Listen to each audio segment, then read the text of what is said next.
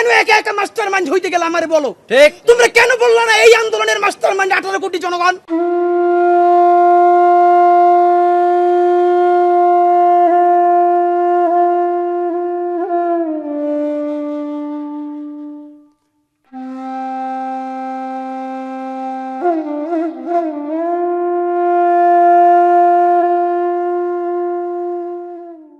শরীফ ওসমান হাদী একজন অকুতোভয় রাজনীতিবিদ, একজন বীর যে মানুষকে জানাতে চেয়েছে ভালোবাসা দিয়ে মানুষকে জয় করতে হয়, কারো কাছে মাথা নত নয় কিংবা কারো রক্তচক্ষুকে ভয় করে নয়। ওসমান হাদী কখনো মাথা নত করেনি। পৃথিবীতে কিছু ক্ষণজন্মা মানুষের জন্ম হয়, ওসমান হাদী তাদেরই একজন।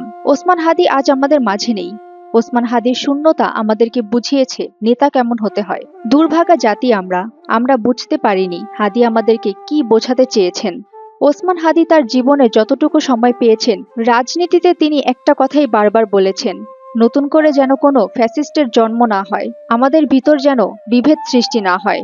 যদি আমরা ঐক্য ধরে রাখতে না পারি তাহলে বিভিন্ন স্বার্থান্বেষী মহল দেশটাকে অস্থিতিশীল করে দিবে। হাদীর মৃত্যুর পর আমরা তাই আজ দেখতে পাচ্ছি। ওসমান হাদীর মৃত্যুকে কেন্দ্র করে একটি শক্তি দেশকে আজ অস্থিতিশীল করে তুলছে। নির্বাচন পেছানোর পায়তারা চলছে। বিভিন্ন জায়গায় যে সমস্ত অগ্নিসংযোগের ঘটনাগুলো ঘটল, সেগুলো আমাদেরকে মনে করিয়ে দেয় দেশকে অস্থিতিশীল করার জন্য কোনো একটা গোষ্ঠী কলকাঠি নাড়ছে। এখন সময় এসেছে এই সমস্ত গোষ্ঠীগুলো যেন মাথা চাড়া দিয়ে উঠতে না পারে। সুমাইয়া ফারাজি, দৈনিক আর নিউজ।